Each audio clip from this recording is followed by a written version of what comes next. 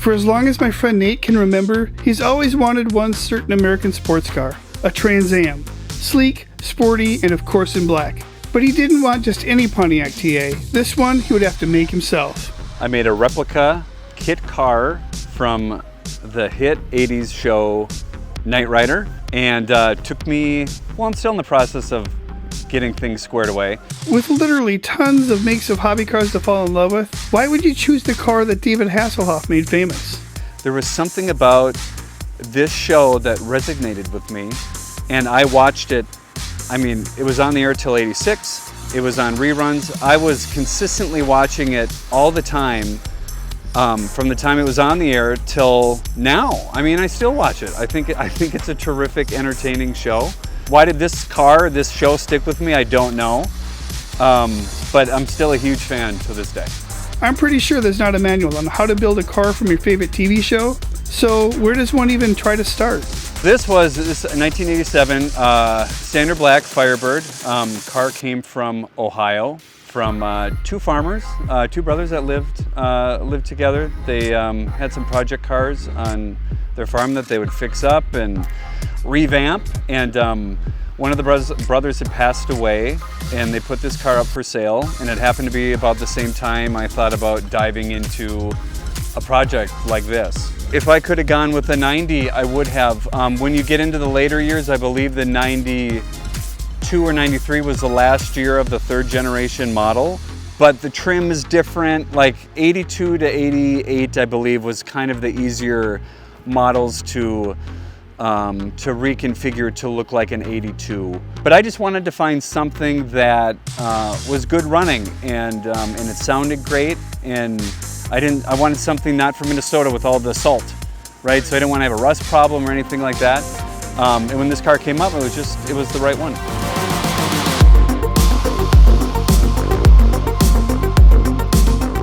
Now that Nate had a great foundation to start his build, it wasn't like he could run down to the local auto parts store to get what he needed.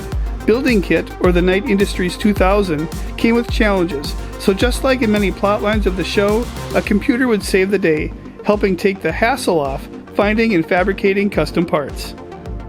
What's great about technology nowadays is that I can go online and I can find people that have these cars, that have built these cars, that sell parts. I talked to at least 100 people that had tried building one and financially just couldn't get through it and ended up selling. And I became pretty close friends with one guy in particular, Chad. He lives in Indiana, and I met up with him, and he pretty much laid out the best way to do it, the most financial conscious way to do it. First, he said, find a car that's mechanically in great shape. He goes, everything else after that, we can figure out, right?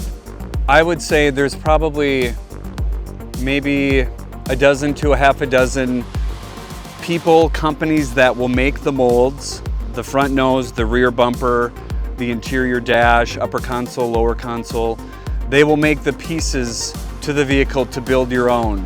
Saying that, I would say there's probably only 3 or 4 at best that make really quality work.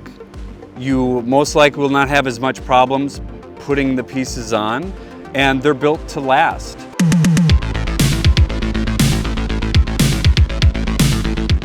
From the custom cowl to that V8 growl, Nate's attention to detail is quite impressive. And as every hobby car enthusiast knows, there's always something that needs to be tinkered with and regular work to be done to keep that car on the road. I knew this was going to take possibly years to accumulate everything that I needed to put the car together. But in my mind, that's part of the fun, is having a project to do, walking out in your garage and sitting at the workbench and trying to figure out electronics or how to get the nose on straight or whatever the case is. So I was not in a hurry to find anything. I just wanted to make sure I could get the best products that were available.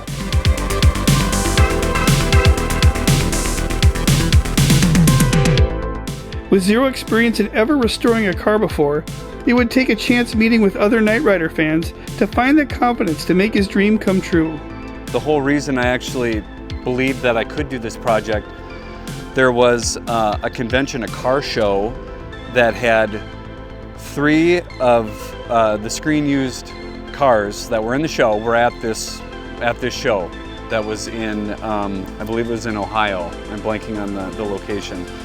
But in that area, several people bought their replicas, and that's where I met all these guys, and they were kind of showing me tips and really gave me the confidence that if I really wanted to build one of these, that I could do it. I knew I needed help, but my wife and I drove to Ohio, saw the show, and when we left, we were both on our phones looking up Firebirds for sale. I knew that this project would be a lot more difficult if she was not going to support it, and she supported it 100%. She loves it. She is not as much of a fan of the show as I am, but she does appreciate it, and she knows all the hard work that went into it. As Nate created his kit to-do list, the iconic oscillating red Cyclops light was put right at the top. So the scanner, that was one of the first items I bought, and it's a halogen scanner, draws a lot of power, gets super hot. They have an LED version of the same thing, but not to nerd out on anything, but the light trail on an LED isn't as accurate or consistent as the one on the show. So in my mind, I was like, I want to try to make it as accurate as I can and functional. So, but that was the first part that went in. After we got the nose all lined up and installed, the scanner was the next thing. And that went in relatively easy, you know. On the exterior, the modifications almost appear subtle compared to what it was going to take to get the interior to look like K.I.T.T's computer-filled cockpit. The interior has been a huge challenge. I am not the best at electronics and wiring, and it's been a bit of a struggle, but I've had a lot of help. I'm still tinkering with things now. I know this winter the dash is going to completely come out to rewire and kind of tidy up things in there. It's a little messy, but you have a lower console, the dashboard, and the upper console. All of them make noise, all of them light up. They do stuff which I wanted it to do, and that's still just kind of an ongoing learning process, but part of the fun of learning and doing it and making it your own.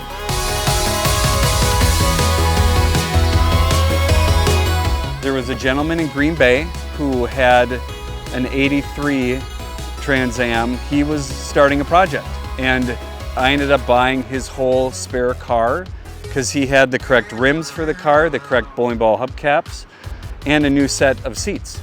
I ended up purchasing his whole project and bringing it back here to Minnesota, taking the pieces that I needed, and then I ended up selling the car.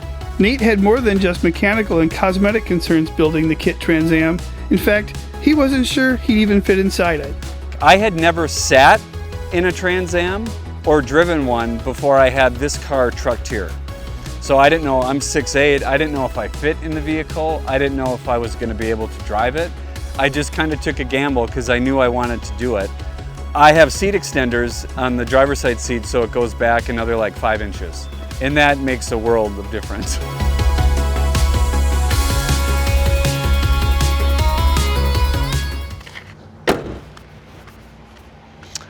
All right.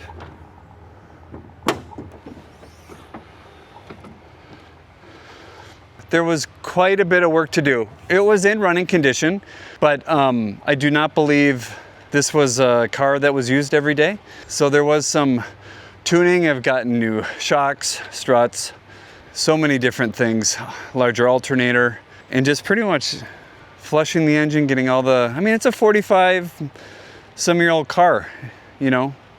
Yeah. It takes some upkeep, but it's also fun. There's not as much electronic to it, so it's more mechanical, and that's kind of fun too. That's a little bit more in my wheelhouse. Here's a fun fact. The question I always get asked at car shows, the tow bar. That's the #1 question I get. On the show, they had a tow bar connected to the car, and that would get the close-up shots of Hasselhoff and whoever he was talking to, sometimes K.I.T.T. They would tow the car to get his shots as he was doing his lines. Later in the show, they built a whole contraption that would go on the car, and they have these big film cameras with giant lights. There's photos of it online. It's incredible. I left the tow bar on because I have a small camera that's mounted up front here, and if I hit any low curbs, it's going to protect the nose. I'd rather rub on the tow bar than bust the nose off. Bowling ball hubcaps. These are always cool. People always love these. I have zip ties holding them on. Again, tips from people that have the cars. These will fly off easily if you hit a bump and you'll never see them again. So I have mine zip tied on so they're not coming. Fenders for an 82. I had to get these switched out to get the fender vents in. What else? Stone guards. Again, those I believe were only on the 82s. So I found a pair of those. None of this standard. The bumper's different, the blackout's different. And I have another camera here on the back of the license plate that's connected to the dashboard. Love the plate. Gotta love that, right? Night was already taken, K.I.T.T, so that works though. This is the box that controls the scanner, and I can change all of the modes on it, the speed. I have amplifiers down here, video connectors. I have a Raspberry Pi computer system that runs all of the monitors that you'll see on the other side.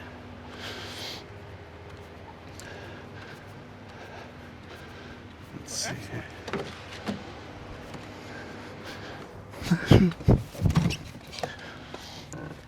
Gullwing steering wheel. Everyone asks how hard is it to drive with the Gullwing. It's fantastic. It's easy, it's fun, so much better than a standard steering wheel. And then all these buttons, like here, if you look up here, you can watch K.I.T.T talk. What's wrong with you? It's my alpha circuit, Bonnie. Your alpha circuit? Kid, the only way that you could damage that is to do something stupid like towing another car, right? Bonnie, no comment. I have little sound clips from the show Where are you? on all these buttons. Michael, where else would I be? Somebody asked if I had a horn. It's the top button, because that's always good, especially when you're driving this car. You want people to pay attention. The upper console, all the buttons make noise, so you can pretend like you're calling somebody back in the semi, just like they did on the show. And you can see that's stuck. Always something to work on though. Right. But yeah, and then when you come around the monitor here, I have a single screen dash right there, and I have the backup camera plugged in. And You can see it there. I can't tell the angle. Is it there? yeah, yep. All right. And so that's the backup. So, and again, that's great for, I can flip to the front camera if I'm pulling up somewhere, or when I'm backing in, so you don't run into anything. But yeah, that's kind of about, that's kind of about it. It's a lot of fun to drive. It really is. Can we take it for a ride? Yeah, let's do it.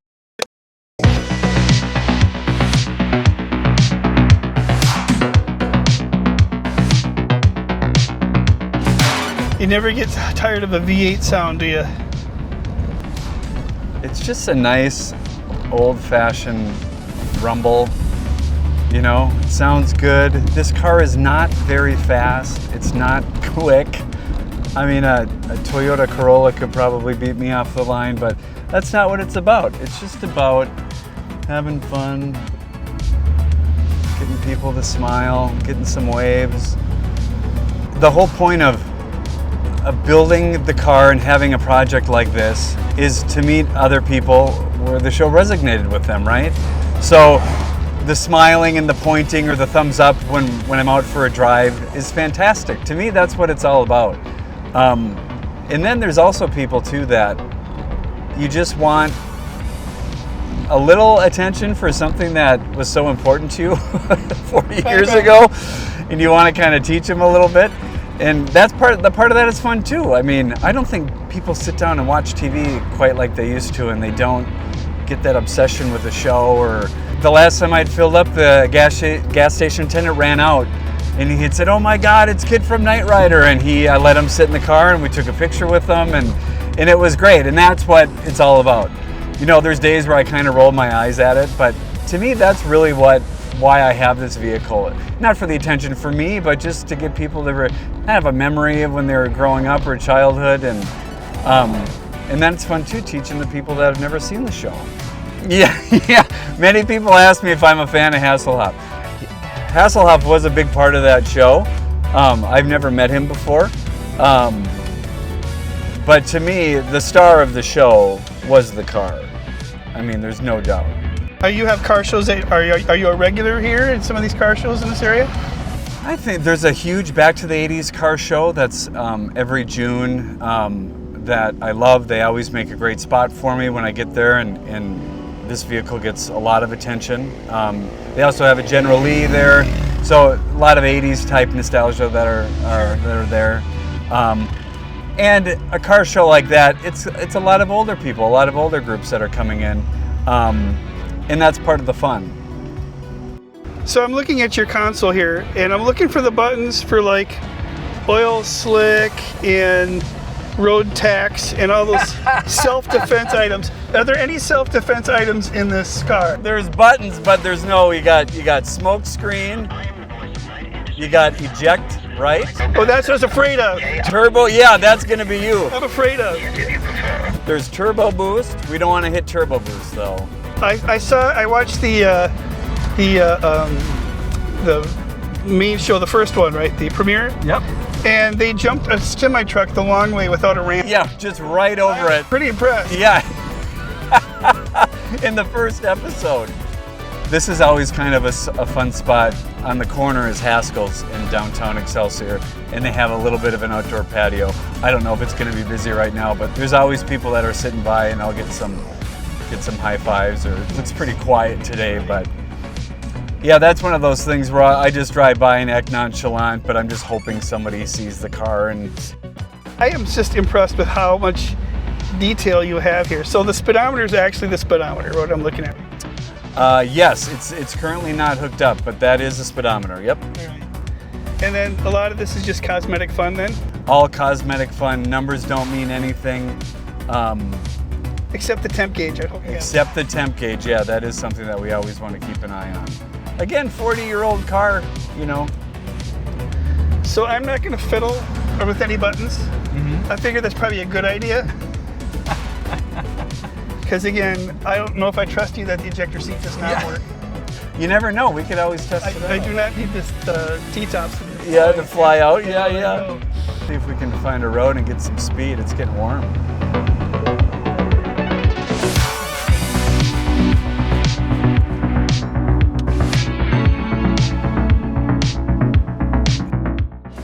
Well, the biggest show was probably, they had a Back to the 80s night at the Xcel Energy Center.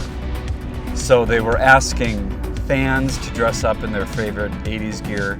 And on the concourse they had just tons of 80s things. There's a gentleman that lives in the South Metro that has a DeLorean. So they had him parked in the lobby. And he was meeting and talking with people. And then they had reached out to me and asked if I wanted to bring K.I.T.T down to drive out on the ice during the first intermission to do an 80s trivia game. So my first initial thought was, yes, I have to do it, because how fun would that be? I did not have the interior done yet, which I was really bummed out about. But when they ask you to come and do something like that, you say yes, you can't turn it down. Absolutely. My biggest fear, waiting in the ZAM tunnel before driving out on the ice, was do not stall the car. You're in front of 19,000 people. You have a spotlight on you. They're playing the Knight Rider theme. Please do not stall, because the last thing I want is to get towed off the ice with the Zamboni.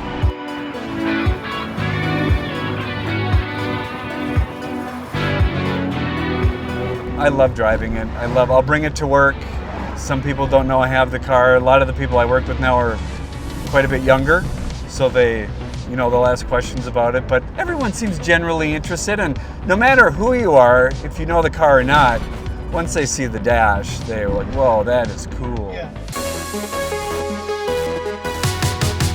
Old car owners know it takes a ton of work and constant upkeep just to keep it on the road, yet restore it or customize it the way you like. But to take something that's fictional and build it into a reality is just a whole new level of car crazy. Nate's keen eye for detail, his persistence and ingenuity, and his willingness to reach out and meet new people and learn some new things along the way is why this car will make him and others smile for many more miles to come. The car is 45 years old. I don't need anything that goes fast. I don't want to be whipping around turns. This car was made to make people smile, to go for a drive. I don't want this to be a trailer queen. This car was built to use it, and I try to drive it as much as I can. Thanks, Nate, for sharing K.I.T., your story, and your awesome photos. Be sure to check him out on Instagram, and the link's in the description. And thank you all for watching.